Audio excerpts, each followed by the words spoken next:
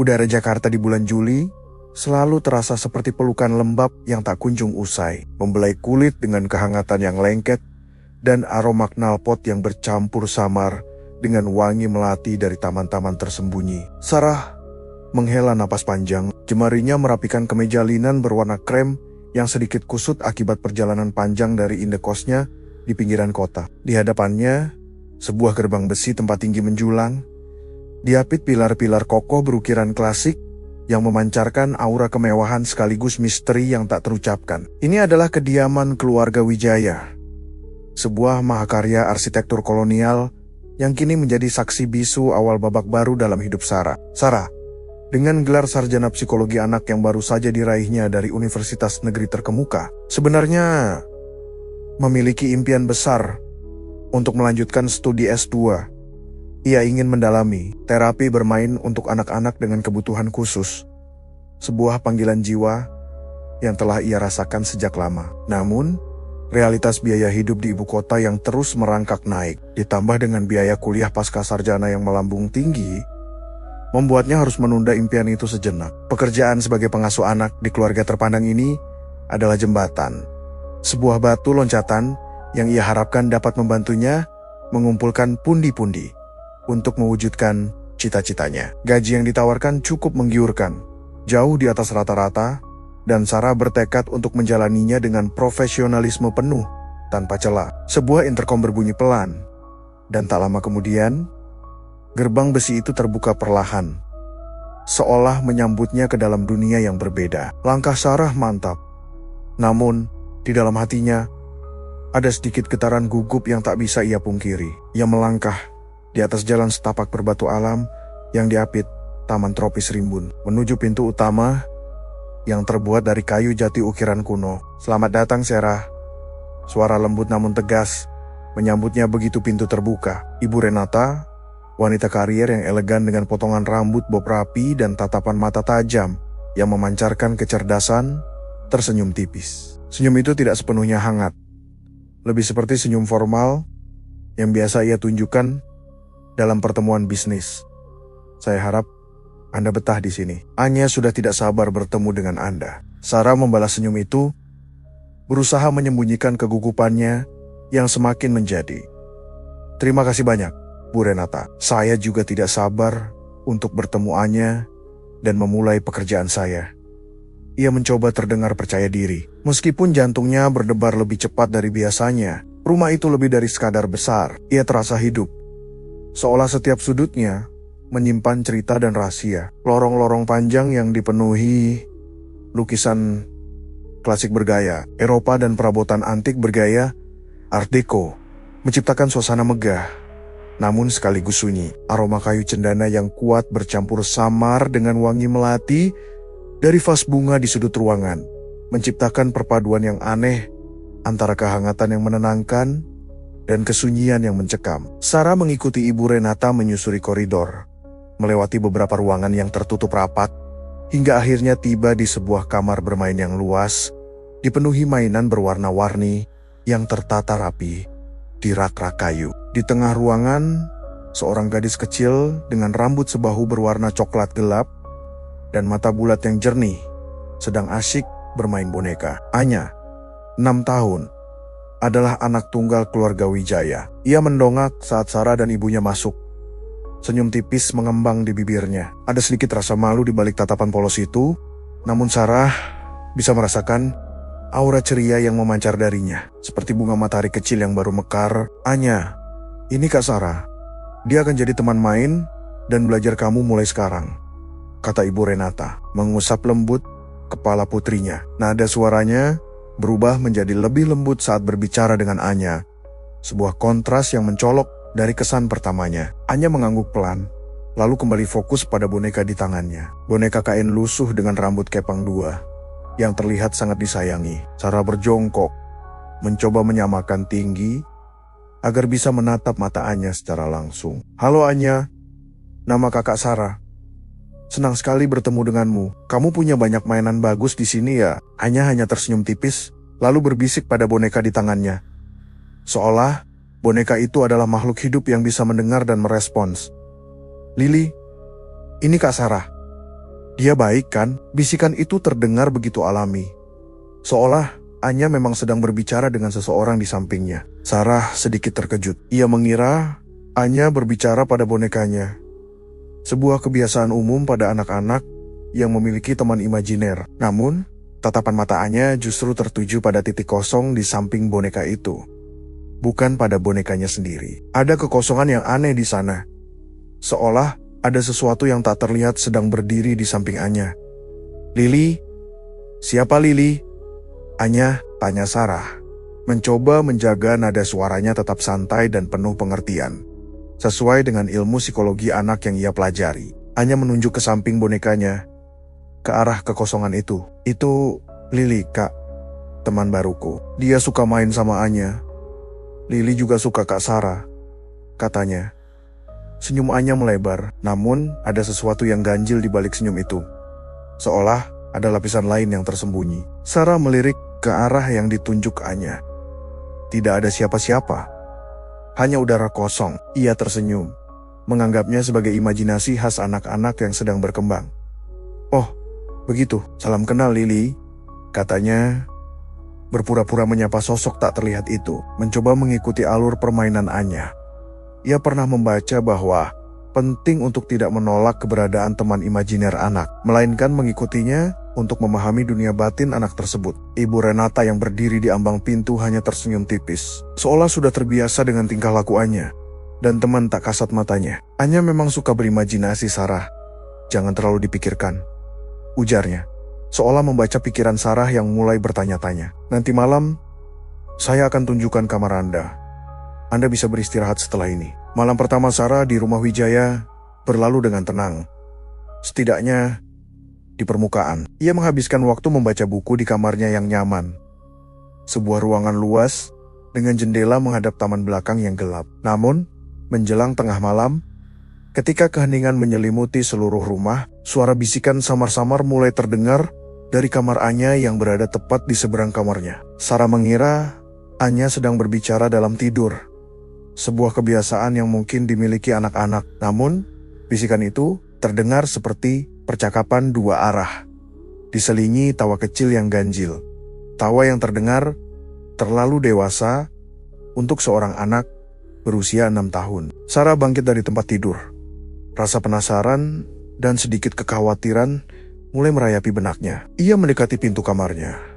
Telinganya menempel pada kayu. Bisikan itu semakin jelas, seolah ada dua suara yang saling bersahutan. Ia ragu sejenak. Apakah harus memeriksa atau tidak? Apakah ia akan dianggap terlalu ikut campur di hari pertamanya bekerja? Akhirnya, rasa penasaran mengalahkan keraguannya. Ia membuka pintu sedikit, mengintip ke arah kamar Anya. Pintu kamar Anya sedikit terbuka, memancarkan cahaya remang-remang dari lampu tidur berbentuk bulan sabit. Dari celah pintu yang sempit, Sarah bisa melihat Anya duduk di tengah karpet berbulu tebal, membelakangi pintu. Ia sedang bermain boneka kain lusuh yang tadi siang. Namun, kali ini, ia tidak berbicara pada bonekanya. Ia berbicara pada sesuatu yang tidak terlihat. Dengan nada suara yang lebih dewasa dari usianya, seolah ia sedang menirukan seseorang. Sesekali, Anya akan tertawa. Tawa yang terdengar sedikit melengking dan asing. Bukan tawa polos seorang anak kecil. "Lily, jangan nakal," bisik Anya. Suaranya terdengar jelas di keheningan malam yang mencekam. Kak Sarah bisa dengar nanti. Dia bisa marah. Ada nada peringatan dalam suara Anya. Seolah ia sedang berbicara dengan seseorang yang benar-benar ada di sana. Seseorang yang bisa mendengar dan memahami. Sarah merasakan bulu kuduknya meremang. Dingin, menjalar dari tengkuk hingga ke ujung jari kakinya. Itu bukan imajinasi biasa. Itu bukan sekadar permainan anak-anak. Ada sesuatu yang lain di kamarnya. Sesuatu yang Anya sebut Lily. Dan entitas itu sepertinya tahu keberadaan Sarah. Bahkan tahu bahwa Sarah sedang menguping babak baru dalam hidup Sarah baru saja dimulai. Dan ia merasa ini akan menjadi lebih dari sekadar pekerjaan mengasuh anak. Ini akan menjadi sebuah misteri yang harus ia pecahkan. Atau mungkin sebuah teror yang akan menguji batas kewarasannya. Malam-malam berikutnya di rumah keluarga Wijaya terasa seperti melangkah di atas pecahan kaca bagi Sarah. Setiap bisikan angin, setiap derit lantai kayu tua, seolah membawa pesan tersembunyi. Suara tawa ganjil Anya yang bercampur dengan bisikan tak jelas dari kamar seberang, menjadi melodi pengantar tidurnya.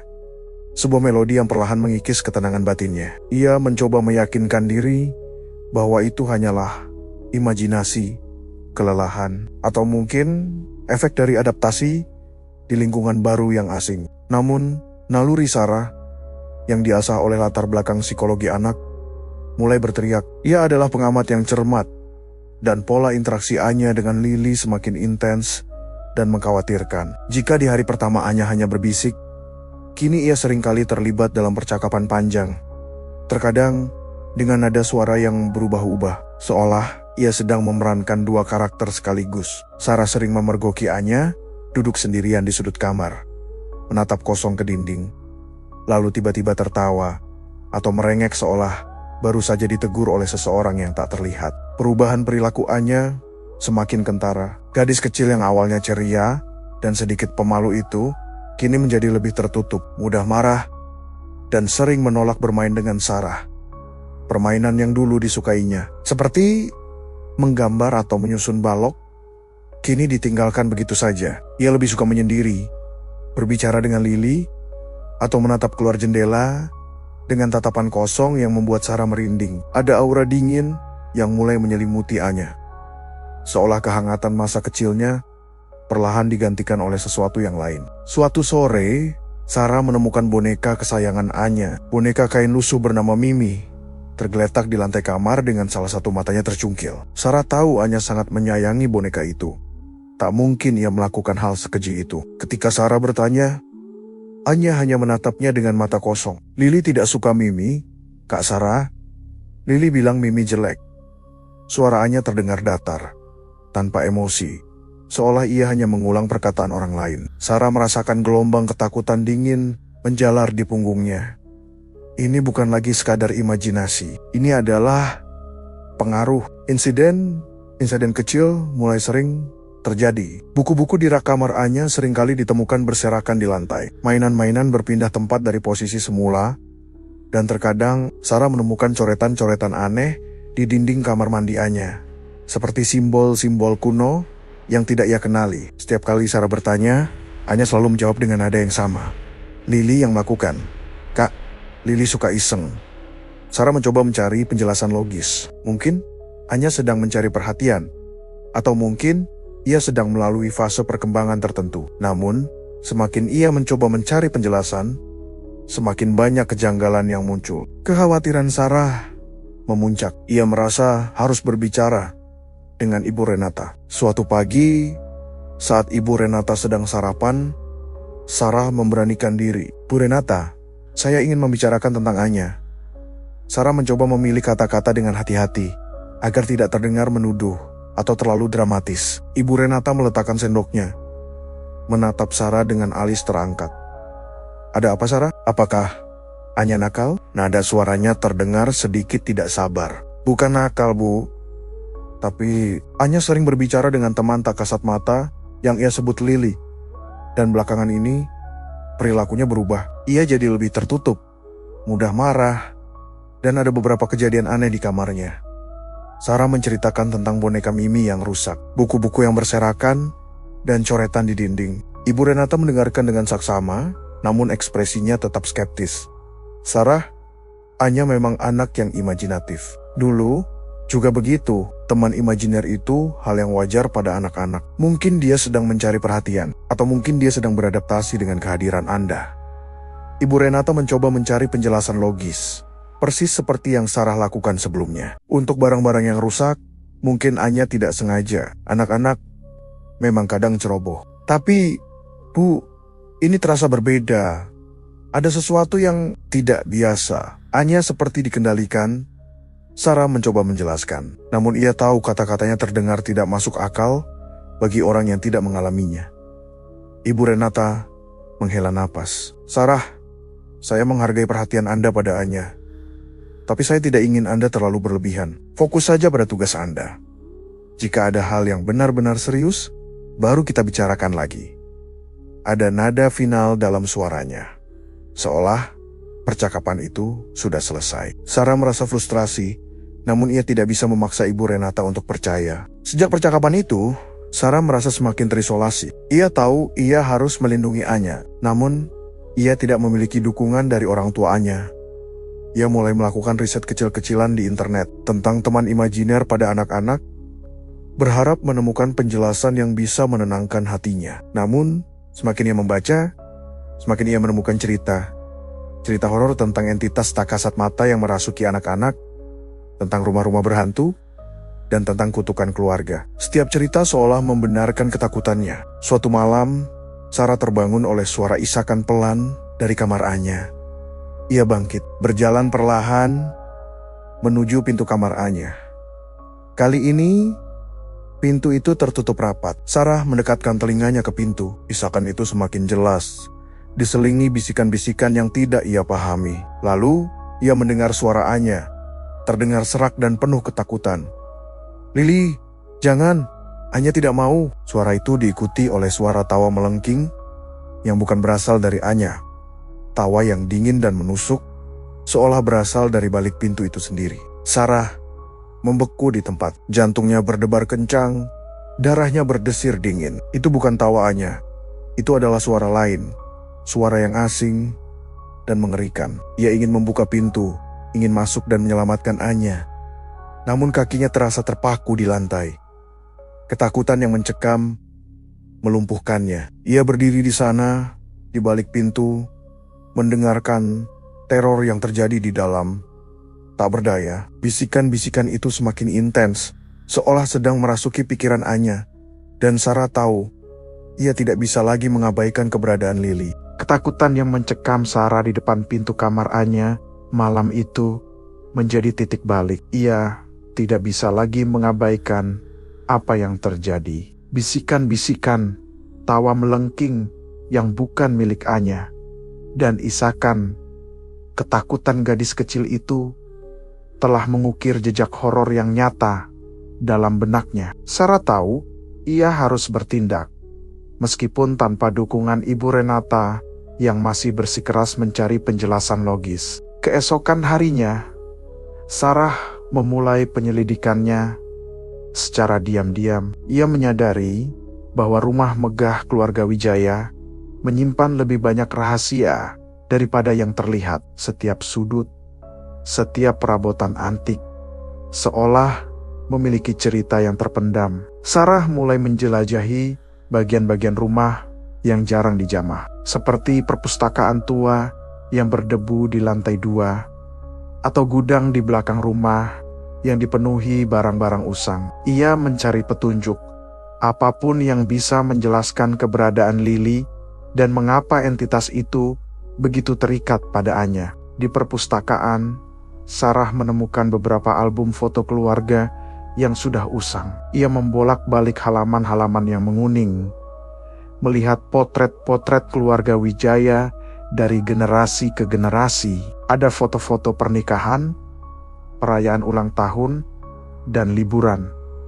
Namun, ada satu foto yang menarik perhatiannya. Sebuah foto hitam putih yang menunjukkan seorang gadis kecil berambut panjang, mengenakan gaun putih kuno, sedang bermain di taman yang sama dengan taman rumah ini. Wajah gadis itu tampak familiar.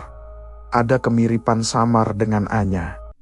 Di balik foto itu tertulis tanggal dan nama Lili, 1970. Jantung Sarah berdesir. Apakah ini Lili yang sama? Apakah Lili adalah anggota keluarga Wijaya di masa lalu? Sarah juga menemukan beberapa buku harian tua yang ditulis dengan tulisan tangan yang indah. Buku-buku itu milik seorang wanita bernama Kartika, yang ia duga adalah nenek Anya. Dalam salah satu entry, Kartika menulis tentang anak perempuan yang selalu bermain sendiri dan teman imajiner yang terlalu nyata. Ada juga beberapa catatan tentang ritual kuno untuk menjaga kedamaian rumah dan melindungi keluarga dari gangguan. Sarah membaca dengan saksama. Setiap kata seolah membuka tabir misteri yang semakin dalam. Ia mulai curiga bahwa Lily bukanlah sekadar teman imajiner, melainkan entitas yang telah lama bersemayam di rumah ini, mungkin terikat oleh ritual atau tragedi masa lalu. Di tengah penyelidikannya, Sarah menyadari bahwa Pak Bram, ayah Anya, menunjukkan sikap yang aneh. Setiap kali Sarah mencoba mengungkit tentang sejarah rumah atau keluarga, Pak Bram akan menjadi defensif, bahkan marah. "Jangan terlalu mencampuri urusan yang bukan urusanmu, Sarah," katanya suatu kali dengan nada dingin, tatapan matanya tajam dan penuh peringatan. Rumah ini punya sejarahnya sendiri, dan tidak semua hal perlu digali. Sikap Pak Bram semakin memperkuat kecurigaan Sarah bahwa ada sesuatu yang disembunyikan, sesuatu yang sangat penting dan mungkin terkait dengan Lily. Sementara itu, kondisi Anya semakin memburuk. Ia mulai mengalami mimpi buruk yang parah, sering terbangun di tengah malam dengan berteriak histeris, menyebut nama Lily. Matanya cekung, kulitnya pucat, dan ia kehilangan nafsu makan. Anya seringkali berbicara sendiri, namun kali ini ia tidak lagi ceria. Ia berbicara dengan nada ketakutan, memohon agar Lily meninggalkannya. Sarah mencoba menenangkan Anya, memeluknya erat. Namun ia bisa merasakan tubuh Anya yang bergetar hebat, seolah ada sesuatu yang sedang berjuang di dalam dirinya. Suatu siang, Sarah menemukan Anya sedang duduk di lantai kamar mandi, menggambar di dinding dengan spidol merah. Bukan coretan biasa, melainkan simbol-simbol aneh yang ia lihat di buku harian Kartika. Ketika Sarah mencoba menghentikannya, Anya berbalik dengan tatapan mata yang kosong, bukan tatapan mata Anya yang ia kenal. Lily tidak suka diganggu. Suara itu keluar dari mulut Anya, namun nadanya berat dan serak, bukan suara anak kecil. Sarah merasakan hawa dingin yang menusuk tulang. Ia tahu ini bukan lagi Anya.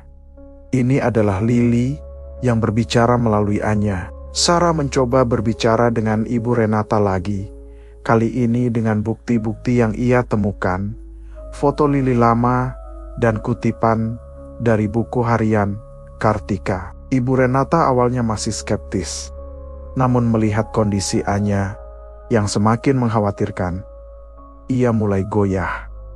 Ini tidak mungkin, bisiknya, menatap foto Lily dengan tatapan kosong. Lily, dia bibi saya. Dia meninggal saat masih kecil. Ibu Renata akhirnya mengakui bahwa Lily adalah adik dari ayahnya yang meninggal secara misterius di rumah itu puluhan tahun lalu. Kematiannya selalu menjadi tabu dalam keluarga, sebuah rahasia yang terkubur dalam-dalam. Namun, Pak Bram masih menolak untuk percaya. Ia menganggap semua itu hanya kebetulan, imajinasi Sarah yang berlebihan, dan kondisi Anya yang memburuk adalah karena stres. "Kita butuh dokter, bukan cerita hantu," tegasnya. Suaranya penuh kemarahan. "Jangan meracuni pikiran istri dan anak saya dengan takhayul." Konflik antara Sarah, Ibu Renata, dan Pak Bram semakin memanas, menciptakan ketegangan yang mencekam di dalam rumah. Sarah tahu ia harus menemukan kebenaran di balik kematian Lily dan mengapa arwahnya masih bergentayangan sebelum Lily sepenuhnya mengambil alih Anya. Petunjuk-petunjuk dari masa lalu mulai terkuak. Namun, setiap jawaban justru menimbulkan pertanyaan baru yang lebih mengerikan. Sarah merasa seperti sedang berjalan di labirin gelap, dengan Lily sebagai pemandu yang tak terlihat, menariknya semakin dalam ke jurang kengerian. Setelah pengakuan Ibu Renata tentang identitas Lily sebagai bibinya yang telah meninggal, suasana di rumah Wijaya berubah drastis. Ketegangan yang sebelumnya hanya dirasakan Sarah, kini menyelimuti setiap sudut rumah. terasa berat dan menyesakan. Ibu Renata, yang awalnya skeptis, kini diliputi ketakutan dan penyesalan. Ia mulai percaya pada Sarah.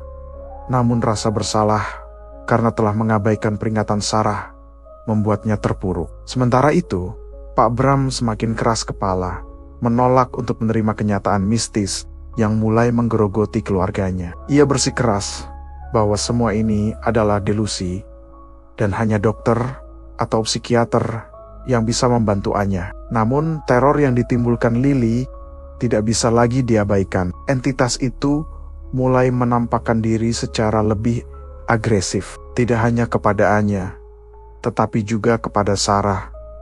Bayangan hitam seringkali melintas di ujung mata Sarah. Bisikan-bisikan dingin terdengar di telinganya saat ia sendirian, dan terkadang ia merasakan sentuhan dingin yang menusuk tulang di bahunya. Seolah ada tangan tak kasat mata yang mencengkeramnya. Lampu-lampu di rumah sering berkedip, pintu-pintu terbuka dan tertutup sendiri, dan suara-suara aneh seperti gesekan kuku di dinding atau langkah kaki di lantai atas sering terdengar di tengah malam. Kondisi Anya semakin memburuk dengan cepat. Ia tidak lagi hanya berbicara dengan Lily, ia mulai meniru gaya bicara dan kebiasaan Lily. Suaranya seringkali berubah menjadi serak dan berat. Tatapan matanya kosong dan dingin, bukan tatapan mata polos seorang anak kecil. Anya seringkali mengurung diri di kamar, menolak makan, dan menjadi sangat agresif jika ada yang mencoba mendekatinya. Ia bahkan pernah mencoba menyakiti Sarah dengan mendorongnya dari tangga sambil berteriak, "Lily tidak suka Kak Sarah. Lily mau Kak Sarah pergi." Sarah berhasil menghindar, namun insiden itu membuatnya sadar betapa kuatnya cengkeraman Lily pada Anya. Ibu Renata, yang menyaksikan langsung perubahan drastis pada putrinya, akhirnya tidak bisa lagi menyangkal. Ia melihat Anya yang dulu ceria, kini menjadi sosok yang asing, penuh kebencian dan kegelapan. Air matanya sering tumpah, dipenuhi rasa putus asa dan ketidakberdayaan. "Sarah, apa yang harus kita lakukan?" bisiknya suatu malam. Suaranya bergetar. Anya bukan Anya yang dulu lagi. Ibu Renata akhirnya setuju untuk mencari bantuan spiritual, apapun yang bisa menyelamatkan putrinya. Mereka mencoba menghubungi beberapa paranormal dan ahli spiritual yang direkomendasikan oleh teman-teman Ibu Renata. Namun, setiap upaya selalu berakhir dengan kegagalan. Ada yang mengatakan bahwa entitas itu terlalu kuat. Ada yang mengatakan bahwa ikatan antara Lily dan Anya terlalu dalam. Dan ada pula yang hanya bisa menggelengkan kepala, tidak sanggup menghadapi kekuatan jahat yang bersemayam di rumah itu. Salah satu paranormal bahkan sempat pingsan setelah mencoba berkomunikasi dengan Lily.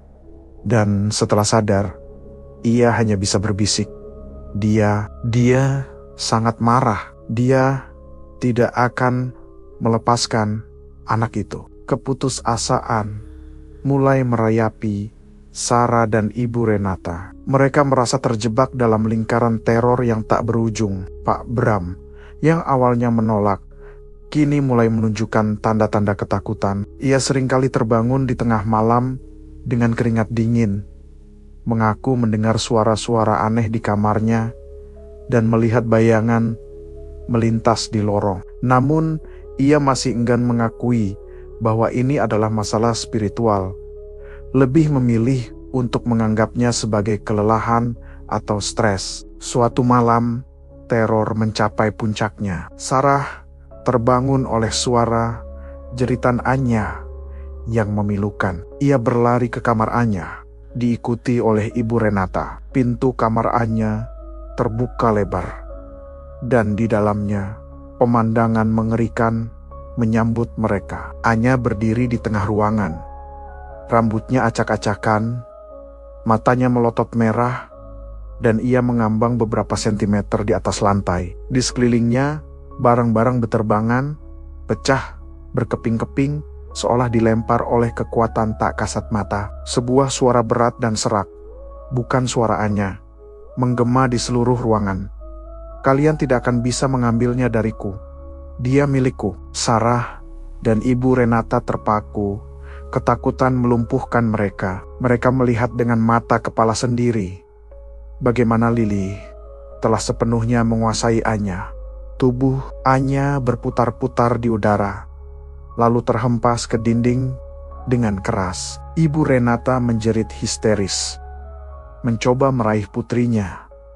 Namun ia terlempar ke belakang oleh kekuatan tak terlihat. Sarah, meskipun ketakutan, mencoba mendekati Anya. Namun ia merasakan hawa dingin yang menusuk, seolah ada dinding tak kasat mata yang menghalanginya. Di tengah kekacauan itu, Sarah melihat sebuah kalung liontin tua tergeletak di lantai yang terjatuh dari leher Anya. Liontin itu berbentuk hati dengan ukiran inisial lebar. Wisara teringat akan foto Lily yang ia temukan di perpustakaan. Ia meraih liontin itu, dan saat jemarinya menyentuh permukaannya, sebuah kilatan cahaya putih menyilaukan muncul, diikuti oleh suara jeritan melengking yang bukan berasal dari Anya, melainkan dari entitas yang merasukinya. Anya jatuh ke lantai, tak sadarkan diri, dan semua barang yang beterbangan tiba-tiba jatuh ke bawah. Sarah memeluk Anya erat, merasakan tubuh kecil itu bergetar hebat. Ibu Renata merangkak, mendekat, memeluk putrinya dengan air mata yang tak terbendung. Mereka tahu, ini adalah pertarungan yang harus mereka menangkan. Mereka tidak bisa lagi mengandalkan orang lain. Mereka harus menemukan cara untuk mengalahkan Lily sendiri, sebelum entitas itu sepenuhnya menghancurkan Anya dan keluarga mereka. Liontin tua itu, yang entah mengapa membuat Lily bereaksi, mungkin adalah kunci untuk mengungkap kebenaran yang lebih dalam. Dan Sarah bertekad untuk mencari tahu apa rahasia di baliknya. Cengkraman Lily semakin kuat, namun Sarah dan Ibu Renata tidak akan menyerah. Kilatan cahaya dari liontin tua itu dan jeritan melengking yang mengiringinya menjadi petunjuk paling nyata yang Sarah miliki. Liontin berinisial lebar W itu kini berada dalam genggamannya. Terasa dingin, namun memancarkan energi aneh. Sarah yakin, di balik benda kecil itu tersimpan kunci untuk mengungkap identitas sejati Lily dan memutus cengkramannya dari Anya. Ibu Renata yang masih syok memeluk Anya yang tak sadarkan diri.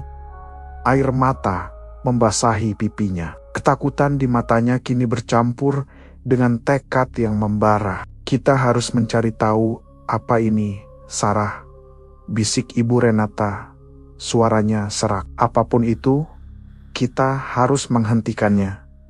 Tekad itu memberi Sarah kekuatan baru. Mereka tidak sendirian lagi. Bersama, mereka akan menghadapi teror ini. Sarah dan Ibu Renata memulai penelusuran lebih dalam. Kali ini dengan fokus pada liontin dan segala hal yang berhubungan dengan Lily.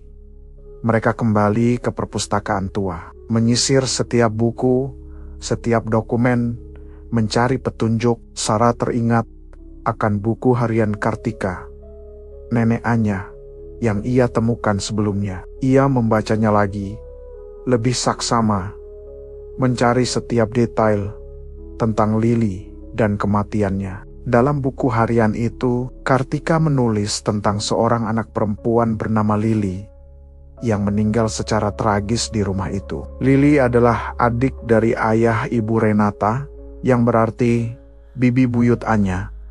Kematiannya terjadi saat Lily masih sangat muda, sekitar usia Anya sekarang, akibat sebuah kecelakaan yang misterius. Namun, ada beberapa entry yang lebih gelap, yang mengisyaratkan bahwa kematian Lily bukanlah kecelakaan biasa. Kartika menulis tentang perjanjian yang dibuat oleh kakek buyut Anya untuk kemakmuran keluarga. Sebuah perjanjian yang melibatkan pengorbanan dan penjaga tak kasat mata. Sarah menemukan sebuah surat lama yang terselip di antara halaman buku harian. Surat itu ditulis oleh seorang wanita bernama Ratih, yang ternyata adalah ibu kandung Lily. Dalam surat itu, Ratih mengungkapkan keputusasaannya atas kematian putrinya dan kecurigaannya bahwa kematian Lily bukan murni kecelakaan, melainkan akibat dari perjanjian gelap yang dibuat oleh suaminya, kakek buyut Anya, dengan entitas gaib. Ratih menulis bahwa suaminya telah mengorbankan Lily untuk mendapatkan kekayaan dan kekuasaan bagi keluarga Wijaya. Dan arwah Lily terperangkap di rumah itu sebagai penjaga perjanjian tersebut. Surat itu juga menyebutkan bahwa Liontin berinisial lebar W adalah milik Lily yang selalu ia kenakan. Kebenaran itu terasa seperti tamparan keras bagi Ibu Renata. Ia tidak pernah tahu tentang sisi gelap sejarah keluarganya. Ayahnya selalu bungkam tentang kematian Lily dan ibunya selalu menghindari topik itu. Kini, ia menyadari bahwa kemewahan yang mereka nikmati selama ini dibangun di atas penderitaan dan pengorbanan seorang anak kecil. Rasa bersalah dan kemarahan membuncah di hatinya. Jadi, Lily, dia dikorbankan, bisik Ibu Renata. Suaranya tercekat. Dan dia kembali untuk membalas dendam. Sarah mengangguk pelan. Sepertinya begitu Bu Renata dan Anya. Anya adalah keturunan langsung dari keluarga ini. Mungkin itu sebabnya Lily memilihnya. Sarah menjelaskan bahwa entitas seperti Lily seringkali mencari medium atau wadah dari garis keturunan yang sama untuk melampiaskan dendamnya. Mereka tahu bahwa mereka harus menghadapi Pak Bram, suami Ibu Renata. Ayah Anya pasti tahu lebih banyak tentang perjanjian gelap ini. Dengan bukti-bukti yang mereka miliki, buku harian Kartika, surat Ratih, dan Liontin Lily, mereka mendatangi Pak Bram. Konfrontasi itu berlangsung tegang. Pak Bram awalnya masih mencoba menyangkal, bahkan menuduh Sarah dan Ibu Renata berhalusinasi. Namun, ketika Ibu Renata menunjukkan surat Ratih dan Liontin Lily, wajah Pak Bram memucat. Pertahanannya runtuh. Dengan suara bergetar, Pak Bram akhirnya mengakui semuanya. Ia menceritakan bahwa kakek buyutnya memang membuat perjanjian dengan entitas gaib untuk mendapatkan kekayaan. Sebagai imbalannya, setiap generasi keluarga Wijaya harus mempersembahkan sesuatu. Dan Lily adalah persembahan pertama yang tidak disengaja. Kematian Lily yang misterius adalah bagian dari perjanjian itu. Pak Bram sendiri sebagai pewaris tahu tentang perjanjian itu, namun ia memilih untuk mengabaikannya, berharap entitas itu akan puas dengan pengorbanan di masa lalu. Ia tidak pernah menyangka bahwa entitas itu akan kembali menuntut dan memilih Anya sebagai targetnya. Saya tidak tahu harus berbuat apa, kata Pak Bram. Air mata mengalir di pipinya. Saya takut kehilangan Anya. Penyesalan dan ketakutan yang mendalam terpancar dari matanya. Ia telah hidup dalam bayang-bayu rahasia ini seumur hidupnya, dan kini rahasia itu mengancam untuk menghancurkan keluarganya. Identitas Lily kini terungkap sepenuhnya. Ia bukan sekadar teman imajiner, bukan pula arwah penasaran biasa. Ia adalah entitas yang terikat oleh perjanjian gelap, sebuah jiwa yang dikorbankan dan kini kembali dengan dendam yang membara. Tujuannya jelas, membalas dendam pada keluarga Wijaya yang telah mengorbankannya. Dan Anya adalah alatnya untuk mencapai tujuan itu. Cengkeraman Lily pada Anya bukan hanya karena ia adalah keturunan, tetapi juga karena ia adalah simbol dari pengkhianatan yang telah terjadi. Sarah menyadari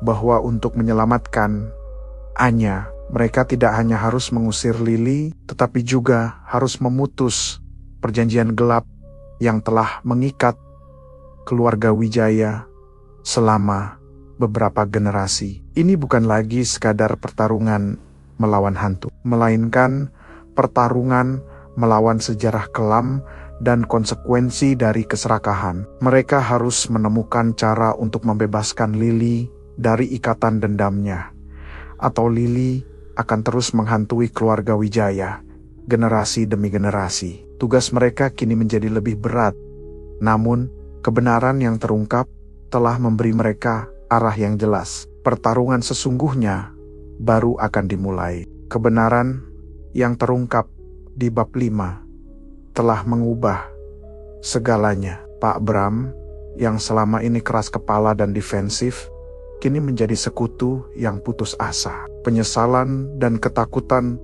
akan kehilangan Anya telah mengikis benteng rasionalitasnya. Ia bersama Ibu Renata dan Sarah kini bersatu dalam satu tujuan, membebaskan Anya dari cengkeraman Lily dan memutus rantai kutukan yang telah menghantui keluarga Wijaya selama beberapa generasi.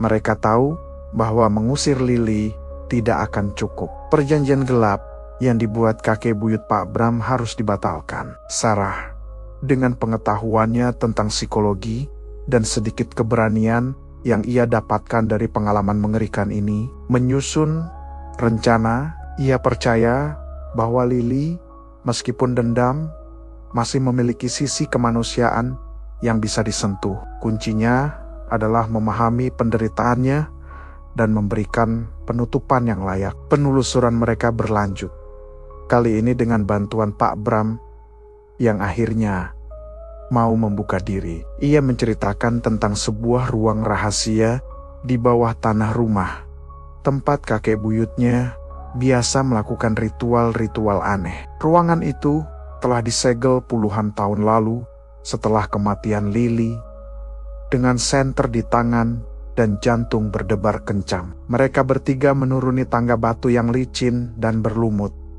menuju kegelapan yang pekat. Ruangan itu terasa dingin dan lembab, dipenuhi aroma tanah basah dan sesuatu yang busuk. Di tengah ruangan terdapat sebuah altar batu dengan simbol-simbol kuno yang kini tampak lebih jelas setelah mereka mengetahui artinya dari buku harian Kartika. Di atas altar itu tergeletak sebuah kotak kayu tua yang terkunci.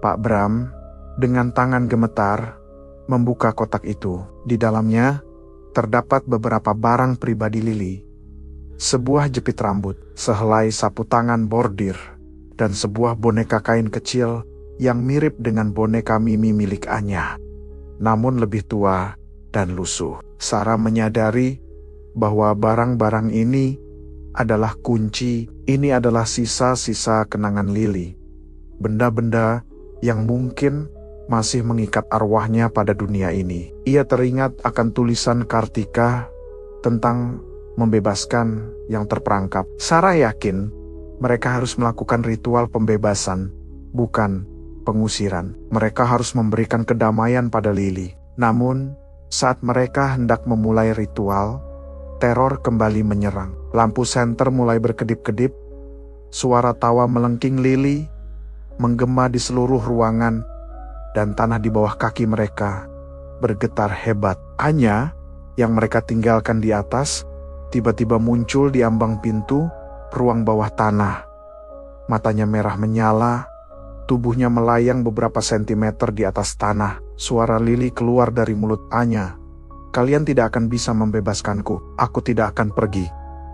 Aku akan menghancurkan kalian semua." Pertarungan terakhir dimulai. Lily melalui tubuh Anya menyerang mereka dengan kekuatan supranatural. Barang-barang di ruangan itu beterbangan, batu-batu altar retak, dan hawa dingin yang menusuk tulang menyelimuti mereka. Ibu Renata dan Pak Bram mencoba melindungi Sarah, namun mereka terlempar ke dinding oleh kekuatan tak terlihat. Sarah tahu ia harus menghadapi Lily sendirian. Sarah memegang liontin lebar, erat di tangannya. Ia mendekati Anya, mencoba berbicara dengan Lily. Lily, dengarkan aku, kamu tidak perlu dendam lagi.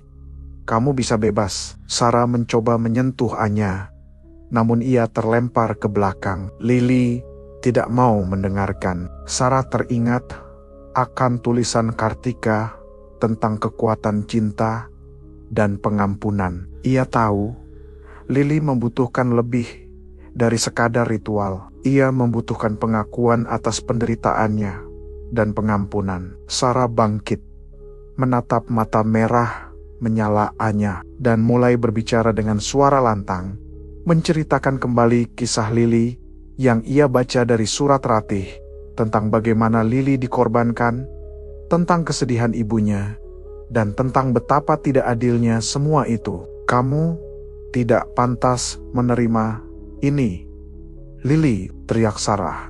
Air mata mengalir di pipinya. Kamu berhak mendapatkan kedamaian. Kami minta maaf atas apa yang telah dilakukan keluarga ini padamu. Kami ingin kamu bebas. Saat Sarah mengucapkan kata-kata itu, liontin di tangannya mulai bersinar terang. Cahaya itu menyelimuti Anya, dan Lily menjerit kesakitan. Jeritan itu bukan lagi jeritan dendam, melainkan jeritan penderitaan yang mendalam. Tubuh Anya jatuh ke lantai, dan cahaya dari liontin itu membentuk sosok transparan seorang gadis kecil yang menangis. Itu adalah Lily, Ibu Renata dan Pak Bram, yang kini sudah bisa bergerak. Mendekati Sarah, mereka melihat sosok Lily yang transparan, dan air mata penyesalan mengalir di pipi mereka. Maafkan kami, Lily, bisik Ibu Renata. Maafkan keluarga kami. Lily menatap mereka bertiga. Matanya masih penuh kesedihan, namun kini ada sedikit ketenangan di sana. Ia mengangguk pelan, seolah menerima permintaan maaf mereka. Lalu, dengan senyum tipis, sosok transparan itu perlahan memudar, menghilang bersama cahaya liontin yang meredup. Ruangan itu kembali hening, hanya menyisakan napas terengah-engah mereka. Anya terbaring tak sadarkan diri di lantai. Sarah, Ibu Renata, dan Pak Bram segera mendekatinya. Mereka tahu pertarungan telah usai. Lily telah pergi, dan Anya kini aman. Namun, mereka juga tahu bahwa bekas luka dari pertarungan ini akan tetap ada, mengingatkan mereka akan harga dari keserakahan dan pentingnya memutus rantai dendam. Mereka telah membebaskan Lily, dan kini mereka harus memulai babak baru dalam hidup mereka. Babak yang penuh dengan penyembuhan dan penebusan. Liontin lebar, kini tergeletak di lantai. Cahayanya telah padam, namun energinya masih terasa sebagai pengingat akan pengorbanan dan pembebasan. Keheningan yang menyelimuti ruang bawah tanah setelah kepergian Lily terasa begitu berat, namun juga membawa kelegaan yang mendalam. Anya terbaring lemah di pelukan Ibu Renata. Tubuhnya masih bergetar sesekali, namun napasnya mulai teratur. Pak Bram duduk bersandar di dinding, wajahnya pucat pasi. Namun tatapan matanya kini dipenuhi rasa syukur yang tak terhingga. Sarah dengan liontin lebar, yang kini terasa hangat di genggamannya, menatap kosong ke arah altar batu yang retak.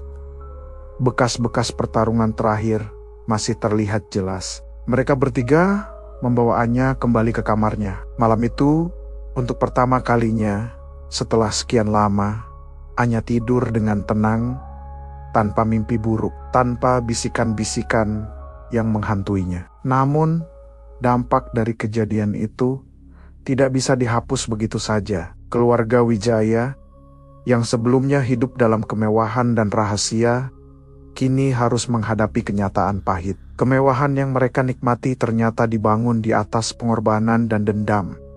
Sebuah kebenaran yang akan selalu membayangi mereka. Beberapa minggu berlalu, Anya perlahan pulih, baik secara fisik maupun mental. Ia kembali menjadi gadis kecil yang ceria.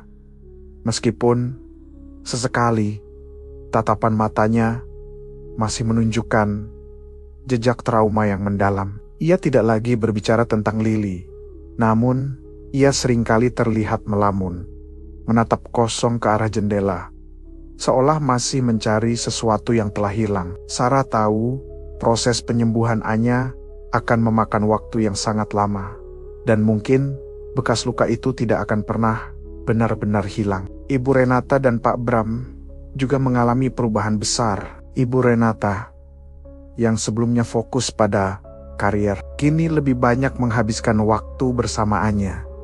Ia mencoba menebus waktu yang hilang, memberikan kasih sayang dan perhatian penuh kepada putrinya. Pak Bram, di sisi lain, memutuskan untuk membersihkan nama keluarganya. Ia mulai menelusuri kembali sejarah perjanjian gelap itu, mencari cara untuk memutus semua ikatan yang tersisa, dan memastikan bahwa tidak ada lagi persembahan yang harus dilakukan oleh generasi Wijaya berikutnya. Ia juga memutuskan untuk mengubah sebagian besar aset keluarganya menjadi yayasan amal sebagai bentuk penebusan dosa atas keserakahan leluhurnya. Sarah, setelah semua yang ia alami, memutuskan untuk tetap bersama keluarga Wijaya untuk sementara waktu. Ia merasa memiliki ikatan emosional yang kuat dengan Anya dan ingin memastikan